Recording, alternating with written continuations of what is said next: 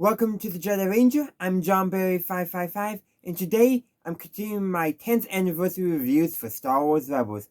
Today we're going to be talking about the episode that aired on DisneyXD on November 11th, 10 years ago in 2015. The episode is Wings of the Master.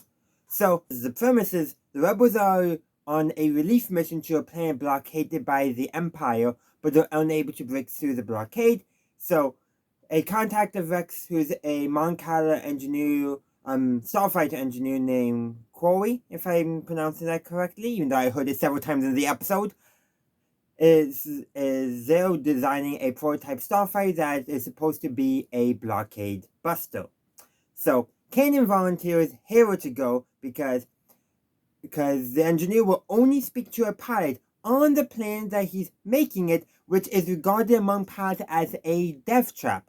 Because you can fly into it. The problem is landing because there's something in the atmosphere that short circuit every ship that enters it.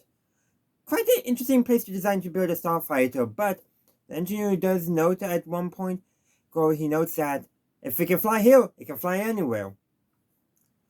And guess what that starfighter ends up being? No, it's not the X-Wing. Have we gotten the canon story of the X-Wing yet? I'm not sure. No, it's the B-Wing. And it actually has a super powerful laser blast that's kind of almost a mini Death Star, though probably slightly different technology because the Empire is keeping all that secret. And it does fries a hyperdrive, for one, and you can only get a few shots out of it. So yeah, definitely a prototype with some bugs to work out. And Corey, he even notes that it has several bugs to work out. And that something, because I remember 10 years ago people were complaining about, then why doesn't the B-Wing have this super powerful laser cannon? It's because it was a prototype in this episode, and for the production run, clearly they chose not to do it. Real life production stuff is often different than the prototypes. Also, this scene has a very important characterization moment for Hera, where we learn basically about her love of flying. That basically during the Clone Wars, she saw the Republic flying ahead, liberating Ryloth from the Separatists, and she just wanted to be up there flying with her, a dream to fly. And we get kind of a similar characterization, but slightly different context and all that. I get, once again, where young Hera appears in the Bad Batch, and we learn more about her desire to fly. But that's kind of outside the scope of this episode, but I wanted to just touch on it. But another part of this episode is the relief mission itself. It's a B plot, but it's kind of important for the context of this episode.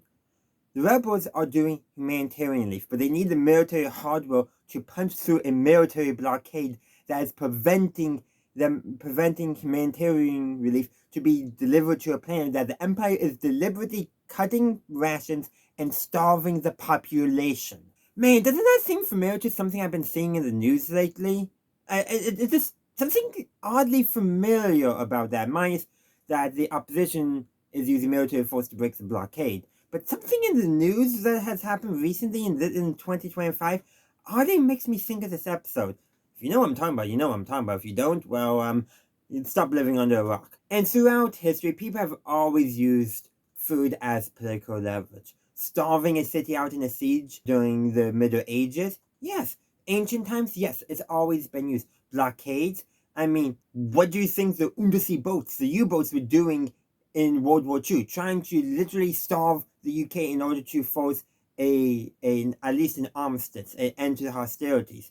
Man, because a certain government, while definitely for insane people, knew they couldn't actually successfully invade the UK. They had at least that let them sense. And they also cared more about what was going about defeating Soviet Russia too, as well. But regardless, they were trying to starve the population out, starve them into surrender, into an armistice, into a peace treaty. It doesn't matter, and that happens throughout history. In fact, in my own country, the government suspended SNAP benefits in order to force the other political party to cave on protecting healthcare tax subsidies in order to end the government shutdown. They used food as political leverage. And what do the writers of Star Wars Rebels decide to do to show to their young audience, mostly teens, preteens, and probably some older children, not the super young children, of course? They watch there's other Star Wars shows like Young Jedi Adventures for them. But what do they do to show the Empire's evilness? They have the Empire starve people. They have the Empire blockade the planet and purposely cut food supplies. And that's what that's telling us that we should be aware of, is that the Empire is evil because they cut off food and no one should be cut off from food.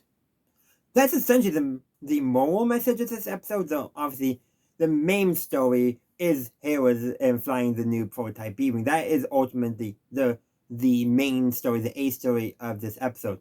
But the B story is way more political. But to many people, it seemed more as might be mistaken just to be set dressing, so that way they can justify the A story. But in reality, like if this was Star Wars Andor, the B story probably would have been the main story. But it's not Star Wars Andor, it's Star Wars Rebels, which has a different style of storytelling to a different audience and therefore is written in a different way. But ultimately, messaging about the Empire being evil is pretty consistent throughout Star Wars. It is fairly consistent there. And this episode is probably one of the most disgusting things the Empire does. Starve people purposely. In fact, way back in the first episode of Star Wars Rebels, what gets Ezra to join the Ghost Crew? Them providing food relief to refugees. It's been baked into Star Wars Rebels from the beginning. Okay, I finally got through that. I was trying to figure out how I wanted to say that. I stumbled over my words a lot of times. If you want to, I'll save the footage and I'll upload it as a member exclusive. If you are interested, let me know in the comment section down below. I will probably do some censoring because of some foul language, as I was frustrated with my own words. But I finally came up with a way of expressing what I thought in a constructive manner that would actually make sense to other people. But I say all that because this is more to discuss. This episode really does have a very relevant plot point, even though it was made 10 years ago. Something about life imitates art, I guess, or art intimidates life. You know, we can get philosophical about that, but ultimately, there's more to discuss about this episode, is what I'm ultimately saying in a very roundabout way. So if you would like to continue discussion, the comment section is down below. I would love to talk with you guys down there. You can also check out me on socials. Got some links down below. But you know the drills on YouTube. Okay, time for my generic end screen. Hope to see you in the next video. Thank you for watching my video. I do hope you enjoyed it. If you did, please be sure to give this video a like and share. Also, consider subscribing to my channel to stay up to date on all my latest content. In the meantime, thank you for watching, and as always, have a good day, a good night, wherever you are. May the Force be with you always.